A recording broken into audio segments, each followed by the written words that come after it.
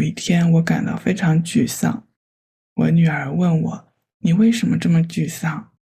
我说我不能同时做所有事情，因为事情太多了。这个孩子当时还不到3岁，他告诉我，妈妈，你可以做到，你可以做这些事的。他不知道自己在说什么，但那一刻你会意识到，我需要做正确的事，因为他在看着我。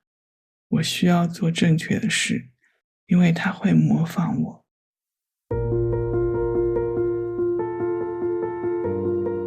你好，欢迎光临聆听小馆，我是小雅。本期的嘉宾，她是一位在荷兰长大的阿富汗女孩，她的名字叫何早。她在刚刚记事的年纪，跟着母亲和3个兄弟姐妹以难民的身份来到荷兰。父亲在战争中丧生，她在读研究生期间和同为阿富汗人的男友结婚。毕业后，她移民到了丈夫所在的国家丹麦，目前她定居丹麦首都哥本哈根，是2个孩子的母亲。下面我会带入她的第一人称视角讲述她的故事。我还记得刚到荷兰时住在难民营的日子，我们4个孩子，一个哥哥2个姐姐，和母亲挤在一个房间里，没有做饭的地方，只能去排队领取食物。我还记得第一天上学的场景，有一辆巴士来难民营接我们去学校。当时我穿着一条很难脱的裤子，上厕所时我怎么也解不开裤子，只好尿在了裤子上。回到教室老师也没有别的裤子给我换，我只好穿着尿湿的裤子就那么坐着。终于等到了放学的时候，我在走向巴士的时候不小心踩到了正在铺的水泥路，在上面留下了我的脚印。修路工人很生气地朝我吼了几句，我也听不懂，默默地上了车。这就是我上学第一天发生的事。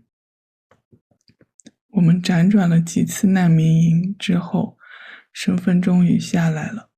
母亲和哥哥选择了去海牙，我们被分配了一个公寓，我的母亲至今仍然住在那里。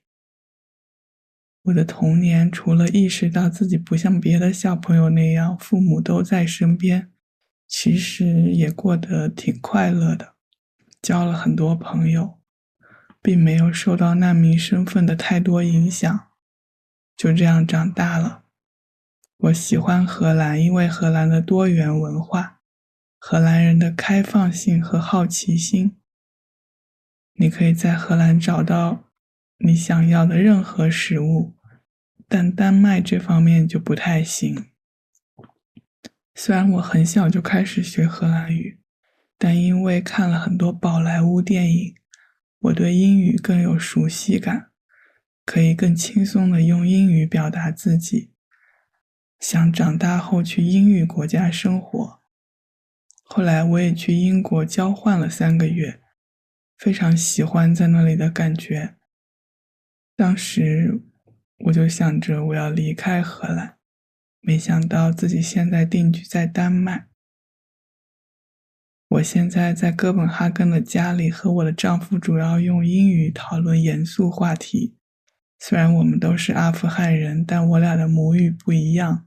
他的母语是普什图语，我的母语是达里语，而且我的普什图语非常糟糕，比我的丹麦语还糟糕，所以英语是我们家的家庭语言。我不认为自己搬到丹麦来和丈夫生活在一起是一种牺牲，因为这是我经过深思熟虑的选择。我有2年的时间考虑这件事情。不过搬到丹麦对我来说并不容易，因为我很挂念我的母亲。在荷兰的时候，我和母亲住在一起，基本上是我在照顾她。当然我的哥哥姐姐也会照顾她，但我还是很担心她，因为她患上了老年痴呆症。虽然她目前还是可以一个人生活，每天也会有人去看她。这是我在离开荷兰之前面临的困境，现在我每天仍然需要面对它。我想念我的朋友们，我认识他们20多年了，我会尽量尝试和他们保持联系。当然，另一个原因是在丹麦很难交朋友，因为这里的人从托儿所开始就互相认识。我的丈夫给了我很多家人给不了的支持，他很理解我，支持我。我现在有一个可以发展自我的空间，从精神、情感、职业和个人成长角度，我仍然在不断进步。因为有些事情需要远离你熟悉的环境才会发生。我很爱我在丹麦的家，我很爱我的孩子和我的丈夫。就像他们说的，当你有了孩子，你就可以再次成为一个孩子。我的大女儿马上就3岁了，小儿子还只有8个月。作为一个外国人，在丹麦找工作相当困难，尤其当你的专业是传播学。他对当地语言要求非常高，而且这个领域上使用英语的工作非常非常少，并且丹麦本地人的英语水平也非常高，所以竞争非常激烈。我的第一份工作是在一家初创企业，我做得很好，但很不幸这家公司后来破产了。老板希望我放弃应得的3个月工资，而且还恐吓我。我当时非常害怕，不敢走出公寓。但感谢上帝，在丹麦有工会或者叫劳工联盟来帮你。他们告诉我不要签老板给的任何文件，他们也会帮你检查你的合同，帮你和公司谈判，帮助你了解丹麦的劳动法规。当你失业的时候，你会感到巨大的压力，它会在内心吞噬你。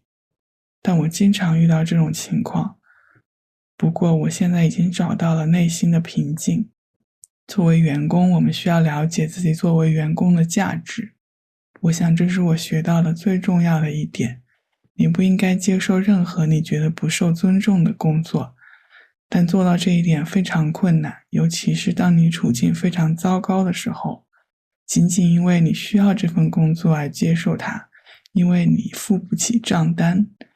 这种情况之前经常发生在我身上，但现在感谢上帝，我不再处于那个位置了，所以我真的在努力寻找适合我的工作。你需要走出自己的舒适区，尤其是当你身处一个陌生的国家，走出自己的舒适区非常重要，这样你才能了解整个就业市场，才能了解自己想要什么。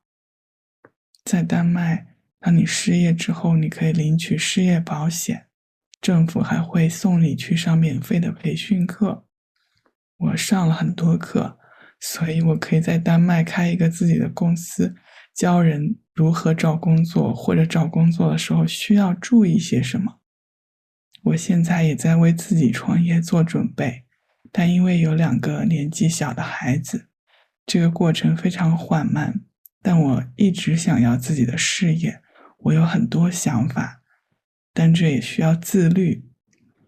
我正在努力为自己创建一些东西。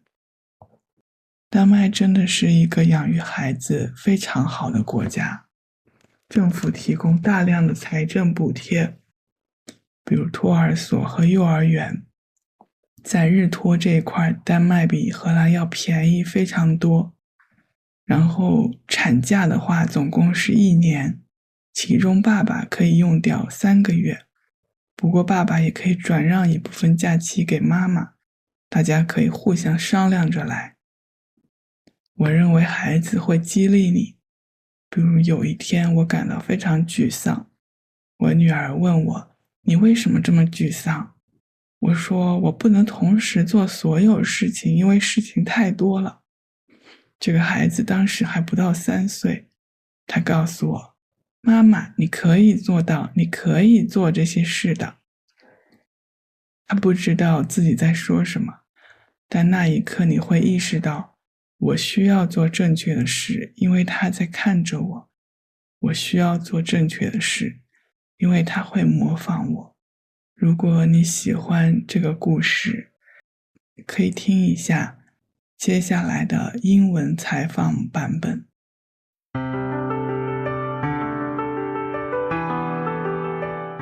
Hi guys, welcome to Let's Chat and Listen to Yourself. Today, our guest is Hazel.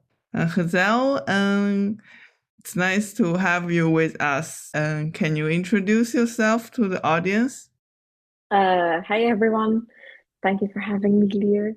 I'm Ghazal. I was born originally in Afghanistan. Moved to the Netherlands, lived there for 20 years, and then I moved for the reason of love to Denmark. So now I'm in Copenhagen. So you still remember when you came to the Netherlands? I remember, I don't know which year it was, to be honest, but I remember the day we arrived tiny bit. Like we were at the airport, and then when you come as a refugee, you go to the police and then you say, "Hi, I'm a refugee," and then they start the whole process of interviewing you. I think I remember like small pieces, and then you go into a refugee camp. I remember a bit about the life there. We had one room, but I think we moved several times there too, from one camp to another one. Life there was also interesting.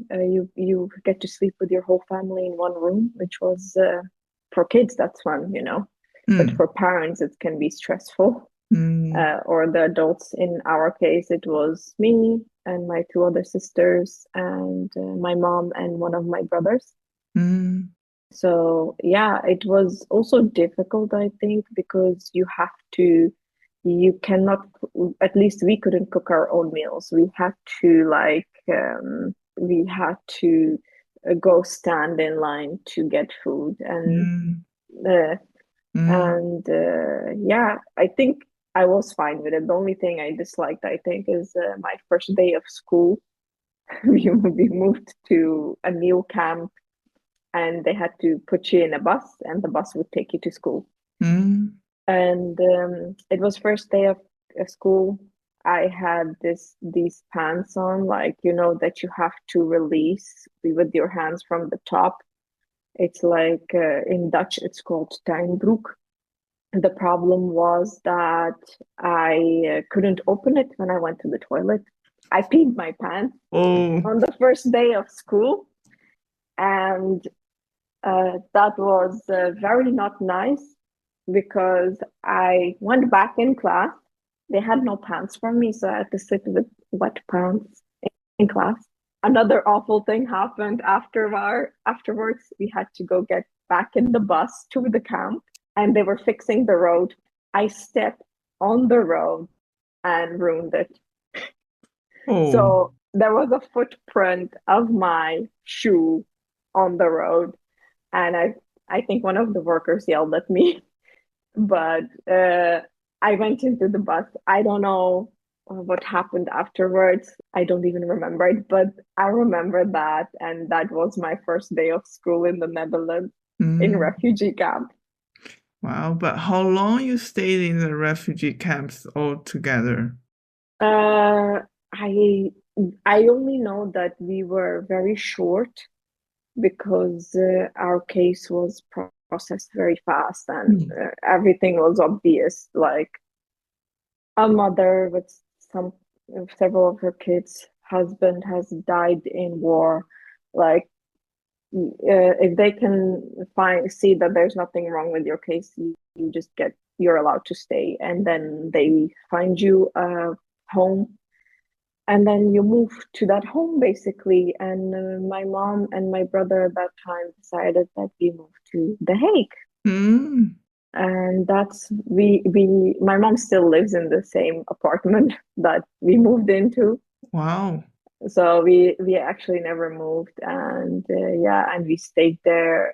It was like very nice experience, and after that we went to a normal school near our home. It was nice. It was a very fun childhood, and you as a refugee child, you do see like, oh, that kid has a parent, and I don't have this parent. You see it, but you don't think so much about it because you just focus on your child, you just focus on playing. So that's what I did most of the times. So how do you like the Netherlands? It really depends, I think, on what you need, what you want, and how your life develops. I think that counts for every country where you go. I like the Netherlands because of the mix of culture, the openness, and the curiosity of the Dutch people for other cultures. I love that about the Netherlands because you can find anything there. You want a certain food, you will find it there, which is not like here in Denmark. But the older I got, I started to like dislike things about the Netherlands. It got too crowded for me. The Hague, especially, and I was studying in Amsterdam, and I was studying also in Rotterdam, and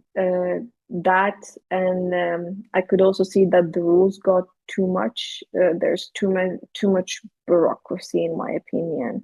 You want something, you're getting sent from one place to another, and that's something I really dislike. I know that's in most countries like that, but sometimes we just need clear answers, which to give a difference. This is my opinion. People might disagree. But when you're in a country and you feel like I don't belong here, I need to be somewhere else. That's how I felt in the Netherlands the more I grew up. And I always thought I'm going to move into an English country. I thought it was England. So I did everything to study in English. That's why I did all these international studies. But I ended up in a different country. Why would you like the idea of studying England or living there? Have you been to the UK? I have family in England. To start, we are 8 siblings. I'm the youngest. I'm number 8. 5 boys and 3 girls. The 3 girls are the youngest, and I'm the youngest. So yeah. Wow. And let me see. Yeah, 3 of my brothers are in England, and we used to go a lot there. And I really like the English language. I could express myself much easier in that language because I feel I couldn't find the words in Dutch. Really? Or I didn't like the Dutch words, so I prefer the English ones. So I thought Dutch is kind of your mother tongue. Yeah, but at some point when you go to high school, they teach you English. And I think I could understand English a bit before Dutch because I was watching Bollywood movies. And you learn English through Bollywood and that's how that's how I got introduced to English. And I think I really loved English. So I was like, oh, I always want to go to London and all the business is there, blah, blah, blah, blah. But at some point I realized London is too crowded for me because but I still wanted to, not be in the Netherlands because that was my feeling. I need to go away from the Netherlands. And I even did one of my, in university, you get to choose courses that you can do abroad or something, exchange. I did my exchange for 3 months in England. And I loved it. I felt so good because I got the time to just focus on myself and what I want and what I like. Because I think that's what was lacking in me. I was not focused on myself too much. And I really realized they're like, oh, I can do this on my own. Oh, I love the freedom of doing whatever I want when, and just, focus on myself. What do I like? What do I dislike? That's why I think I really my love for English and English studies increased a lot. The more I grew up, and it's still like that. Like I speak English with my husband when we have a huge discussion or we need to talk a serious topic, because that's the strongest language for both of us. So yeah. Interesting. English is a very important aspect of our life. Okay, so English is kind of like the family language. Yeah, for me and my husband. But for the kids, we're trying to say we should not speak English or Danish, just speak your own mother tongue with the kids, because I speak a different language and he speaks a different language. What's your mother tongue? Like in Afghanistan, you have two languages. Mine is Dari, his is Pashto. My Pashto is like horrible. Like it's much worse than my Danish, which is really bad. But his Dari is very good. So he tries to speak Dari with me. He tries to speak Pashto with me, but for some reason, I just can't hear him. And when he speaks English to me, I understand fully what he's saying. So it's like my brain has developed this thing, like only listen to English. But so, I think like Danish people's English level also quite high, right? Yeah, like it's like in the Netherlands, everyone can speak here English unless it's a special case. Not everyone has the same confidence to speak English. Like when I go companies here, I try to speak Danish, but sometimes I know like, okay, this is a serious topic. I need to tell them to speak English. So I ask them in Danish, is it okay if I speak English? And they love that because they always say yes to me. But I have read like there's this Facebook expats in Copenhagen, and a lot of people complain that nobody speaks English back to them. And I'm like, do you ask them? If you want to, would you like to speak English? Because if you ask that, they appreciate it so much. Because you give them a choice to say no. And I think they like that. It's the same like when you came to the Netherlands and when you started speaking with Dutch to people, and sometimes they would start directly speaking English to you, but you're like, I want to practice my Dutch. Why don't you speak Dutch to me? So it's nice if people give you a choice of, hey, speak English to me or not. Just like you would love it to get a choice, hey, speak back Dutch to me. I will tell you when you can speak English, because you want to practice your Dutch. So yeah. Yeah, that's cool. So you immigrated to Denmark because of love, you said earlier. Yeah. So do you think you sacrificed somehow for this love or marriage? I had to think about that because I don't feel like I sacrificed something, because it was a very conscious choice. I had 2 years to think about it. Even before we moved, we thought a lot about what's the best and what to do. Of course, there was also some practicalities. My husband had to finish his studies, and I was like, I'm not going to wait another year for him to finish his studies. I want to start our lives because I'm done with my studies. I need to find a job. But yes, I could work first in the Netherlands and then move. But I was like, I'm not in the mood of that. So no, I don't feel like I've sacrificed something, to answer the whole question shortly. Yeah. But that does not take away that I do miss things. Like when I was in the Netherlands, I was living with my mom, and I was basically also taking care of her, because there's some point, especially 60 plus, your parents, you need to start taking care of them because they need help. And she was in that phase, and it was a very difficult choice for me to move or not to move, because I was like, yes, I have 2 siblings here who can take care of her, but it's also like I need to at some point start my life. So that was the most difficult choice, but because I could not take proper care of my mother, but then I had also the confidence that my siblings could do it. But we were also a bit worried about her memory, which now we know was a serious worry because she has dementia now. She lives on her own still. She can take care of herself. She remembers most of her kids, but it's still difficult to it's difficult to live with a person with dementia unless you devote yourself fully. But it's also difficult to leave them by themselves, and once or twice a day someone comes and checks on them. So that's the difficulty that I faced then, and I'm still facing it every day. I also miss my friends. My friends, oh my god. I think when I grew up, I bonded a lot with my friends, and I still have contact with all of my friends from high school, even some from elementary school. So I have friends that I know for 20 plus years. And I miss them, but I try to chat or call them once in a while. The other thing I miss is my nieces and nephews. I really like kids are very fun, and if you miss them growing up, you can bond less with them. So that's like you want to be an aunt and buy them gifts, but you can't always do that.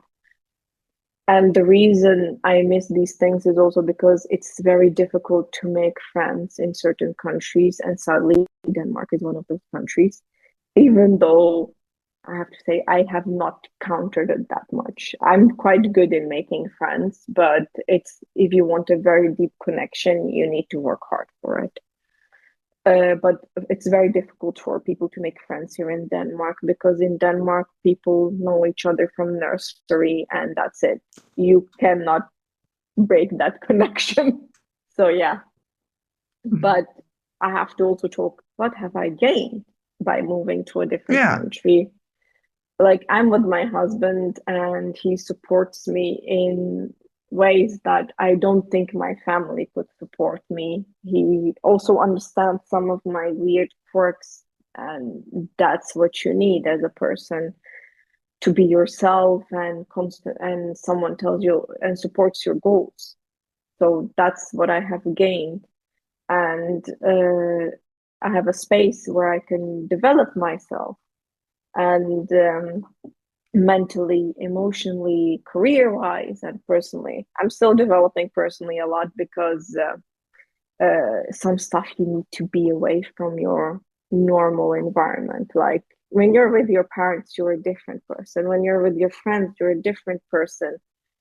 And if you want to become the person that's in your head, your ideal you need to move away from all of that in a way to gain that which you want, basically to get to know yourself and make the choices that you have to make. So I think I've gained that, but it's very difficult to work on it, because in my back I'm also like struggling with things. Like I miss my mom, I miss my friends, but I think I have a goal. I want to become this person, and I can be more focused when I can focus on my own life. And I think that's what I've gained the most here. So, cool. Yeah, it sounds, I think you really have a nice family in Copenhagen. Yes, I really love my kids and my husband. Like, it's, they say when you get kids, you can get to be a kid again. Yeah. And that's what's happening with me, because I see that most parents try to buy the toys they wanted for their kids, or they think they could. But I'm like more, I want to draw. I want to do these creative things like sewing and drawing and coloring and painting. So that's what I'm trying to do with my kids. But I have to wait with the little one, because he has the habit of putting everything in his mouth. Which is How not old handy. are your two kids? This one will turn 3 at the end of October. But most people think she's 4 or 5, because her language development is so huge. She's talking like an adult to you sometimes. You can't lie to her, because she will get you back on your lie. So if you make a promise to her and you don't do it, she will get back to you. So she speaks mainly English or Danish? She speaks Danish. We have not spoken English to her, but sometimes she makes the joke of calling me honey, like her dad. Wow. Yeah. But the youngest one, the boy, he's gonna be 8 months in a few days. So I think your daughter definitely gained a language talent from you.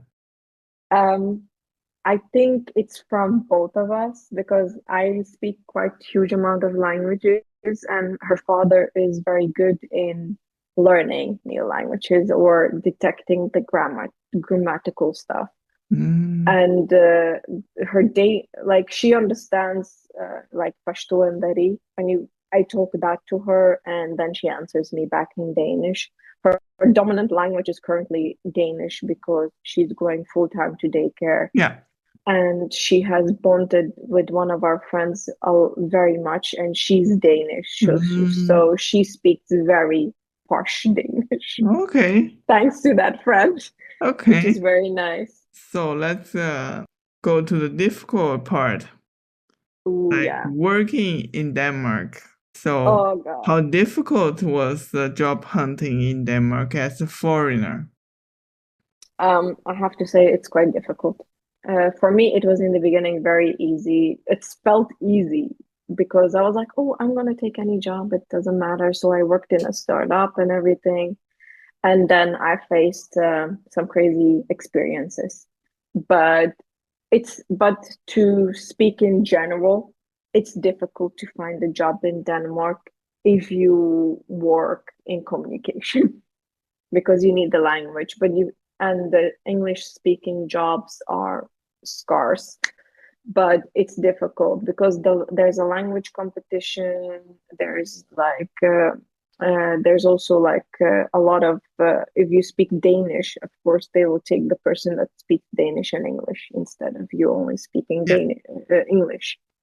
And I have also noticed that there's also a little bit not equal treatment between Danish people and non-Danish people, like expats, because you don't know all the rules, so they can give you a contract that might be not beneficial for you.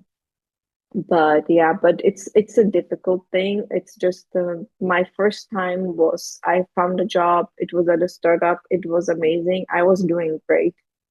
But sadly, the startup went bankrupt, and I got the most crazy, how should I say, the most crazy experience.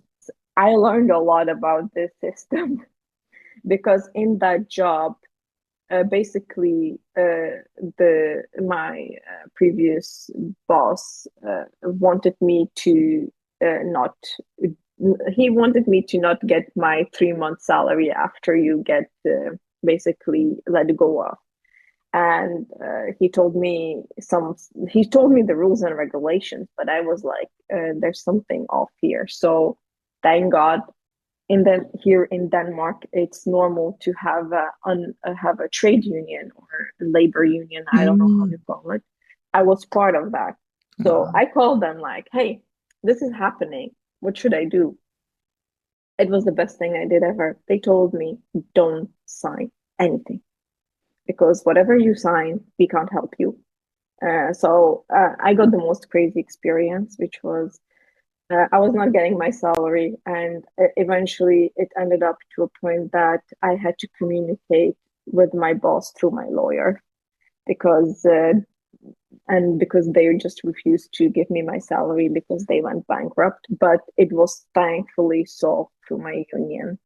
And if anyone wants to move to Denmark, get a union the moment you have a job.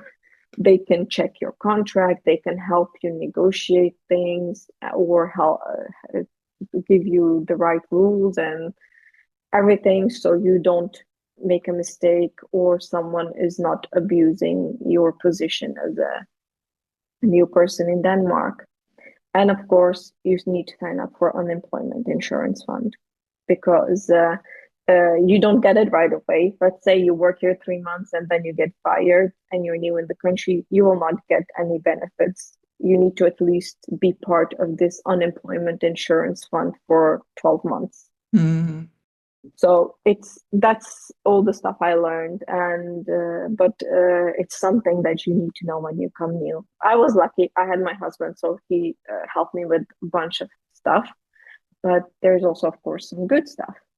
Like it's difficult to find a job. So what do most people do? They try new things when they come here. They work outside of their background, like which gives them new opportunities, which is also nice. Or what other people do, they start their own business, because there's a lot of people who come here, they have 20 plus experience, they cannot find a job. So they start their own business, or if they have a dream to start their own business, that's what they do. And the other thing is, if you want to find new opportunities or a new job, you need to network. Networking is so important. It's crazy important. So I have been doing that a lot here. And then there's also this other thing, you need to get out of your comfort zone.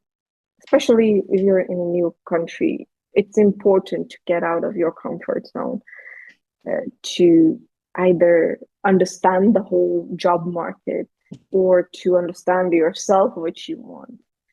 And to get opportunities, you really need to get out of your comfort zone, or else I think it's going to be very difficult for you to find a job. It doesn't matter if you're in the Netherlands or in Denmark. That's like, you need to go next level, get out of your comfort zone.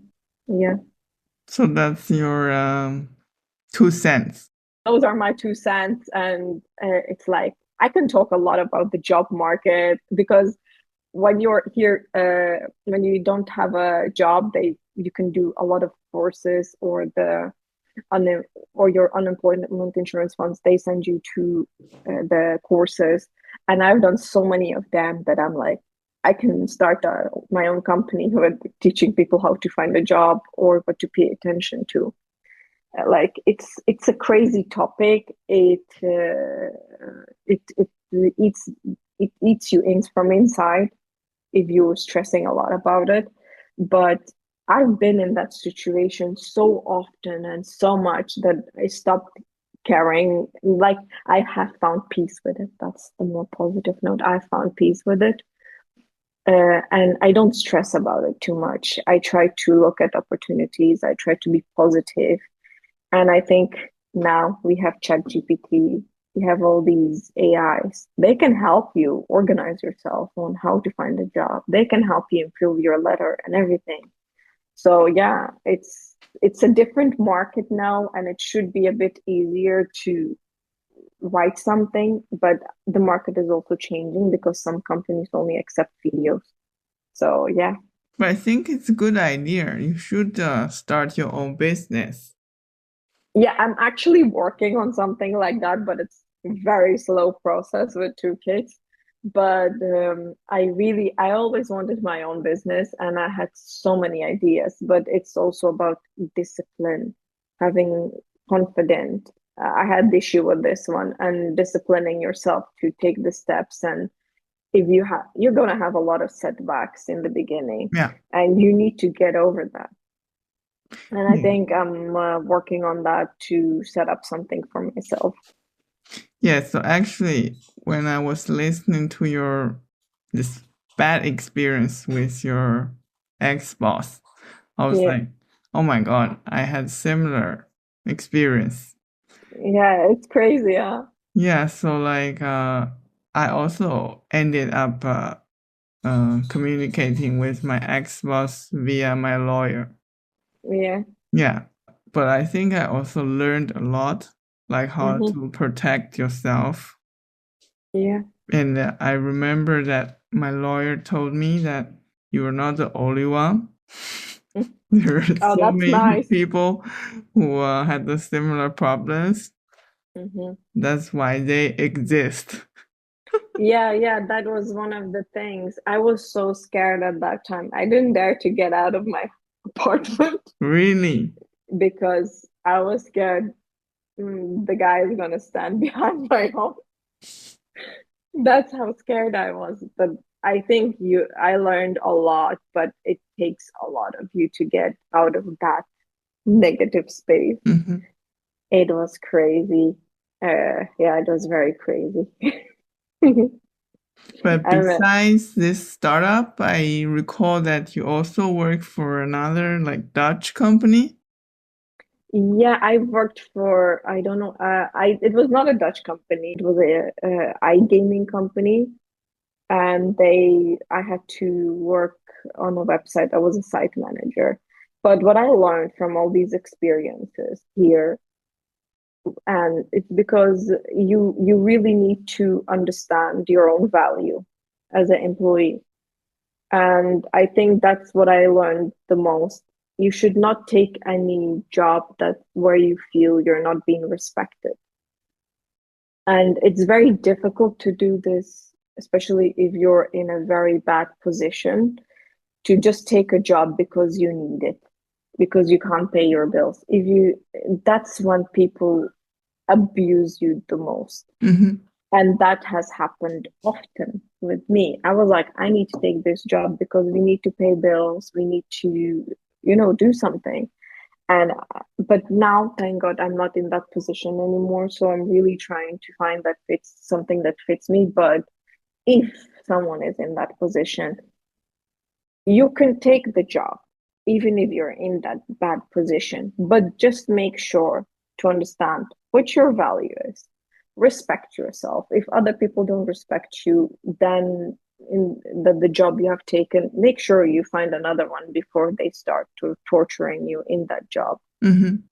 And have some conditions before you sign any contract, like, hey, I want to work from home or something. Like, understand your values, the things you want. Like, put your wishes on a paper, put your value on a paper, and remind yourself that you have the right to ask these things of them. Mm-hmm. Yeah. So yeah, don't forget that. If you're in the worst case scenario and you need to take a job because you need to pay bills, don't forget your value. Because I forgot that and I got treated very badly. And if you let yourself be treated badly, you end up in a very dark place, and it's not, you lose your confidence after that if you lose the job and you have to apply to new places. So now you don't do that. Be nice to yourself, because the job can replace you anytime they want. You can't replace your health. You can't replace your time with your family and loved ones. Yeah, that's really good tips. Thank you for your really sincere sharing. You are now having 2 babies. Any like financial support from the Danish government? For children or for me as a... Or both. Okay, if you have a child in Denmark, it's the best country in my opinion, because there's of course child benefit, just like in the Netherlands. Only here they send like 50% of it to the husband and 50% to the mom, like 1% to mom, 1% to dad. And then the nurseries are being financed by the government for 75%. That's why they're cheaper than the Netherlands. Much cheaper. Yeah, so that's why, and you don't have to choose, oh my God, how many days can I send my kid to the nursery? You can just send them full time, you can send them 2 days, you can send them 3 days, the price is the same. And they're getting warm food. Mm-hmm. They're getting food, you don't have to send diapers, they're getting food, everything there, you don't have to think. But after nursery, they go to the, oh God, in Dutch it's called kleuterklas, I think, but let me see. I wrote the Danish name, kindergarten. Yeah. The kindergarten is, I think, also the same way. Like it's partly financed by the government, and it's cheaper than the nursery. And the school is free, of course. And after school is not free because most kids, when you go to school, they're quite free early. I think the latest they stay is like 2 o'clock maybe or something, or even 1 o'clock or something. And after that, there's after school, and that's not free. If you want your kid to do an activity after the school, which is connected to the school, that you need to pay for. But it's not crazy expensive because it's cheaper than the nursery. And then the maternity and the paternity is amazing here. Like in the Netherlands, you get, I think, 3 months maternity for the mom. 4 months, like 16 weeks or something. Yeah, but I know my sister had 3 months and then she has saved money for another 2 months. But here, I stayed home for 9 months with my kid. And my husband, he can stay for like 3 months. That's very nice. So in total, 1 year. Yeah, usually it was before I could stay 1 year home with my kid, but because a lot of females said we want equality. So what did the government do? Hey, you want equality? We're gonna cut your maternity and give some of it to the father because so now it's a bit less for the females, but the husband can still transfer some of their paternity to the mom so they have a longer maternity, but that's something you need to arrange between each other. But during your maternity leave, you also got money from the government, right? Yeah. Like if you have a job, then a certain percentage will be paid by your job. And if you work, but your work has not a package or something, then the government will pay it for you. Then you get the money from the government, which is also fine. It's more chill to raise kids here, and I like that compared to the Netherlands. So would you keep staying in Denmark? Oh God, currently yes, but me and my husband, we are a bit passionate. We would love to travel, and our ideal life would be we have jobs that give us the opportunity to work from anywhere. So we could just, let's live 3 months here, 3 months like there, a nomad. 6 months there. Yeah, like a nomad. That would be cool because my husband loves the warm countries.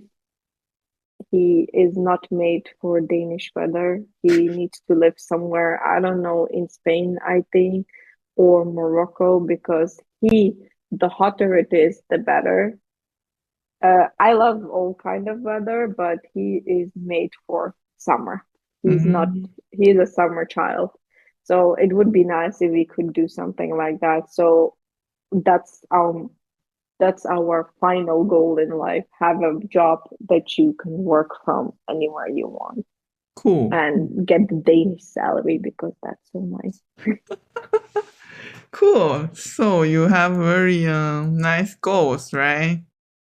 Yes, but you need to work very long and hard on them. But I think that's it. As long as you have a vision and a goal, and you have thought about the path to get there, and the most important thing, you have the right mindset to get there. Because if you don't have the right mindset, the whole thing is going to fall apart.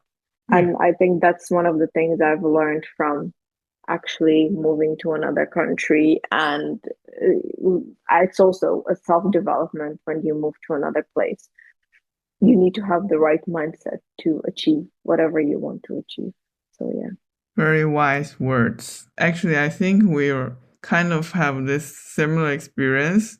I mean, as a foreigner, it was difficult to land a job in a foreign country, especially when you are doing communication.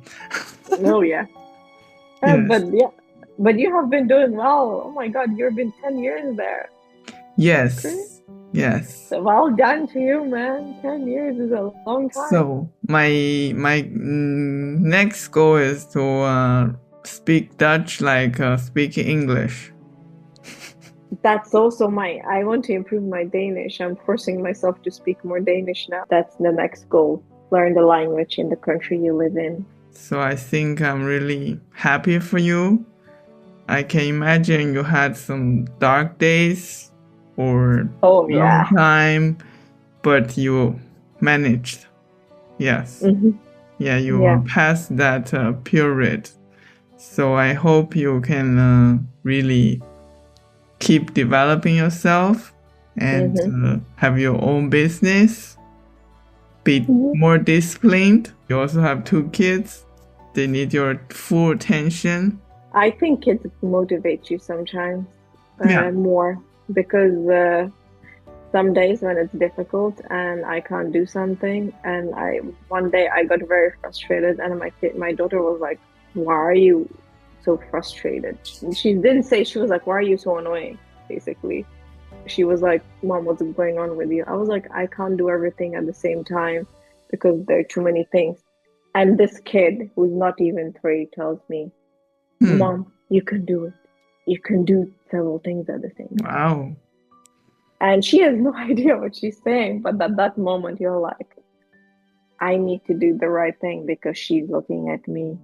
I need to do the right thing because she's going to copy me. Yeah. Yeah. So her role model. Yes, we're the role models for the future kids. So we need to do our best. Thank you so much, Giselle, for this lovely chat. Thank you, Leah, for you also empowered me. Yes, thank you. You empowered me by inviting me for this nice talk. 聆听小馆是一档关于个人成长的独立播客，欢迎下载小宇宙 APP， 点击订阅，这样就不会错过聆听小馆的每期更新了。也欢迎转发给你的小伙伴们。如果你有好的建议或者意见，也可以在评论区留言告诉我，我们一起成长。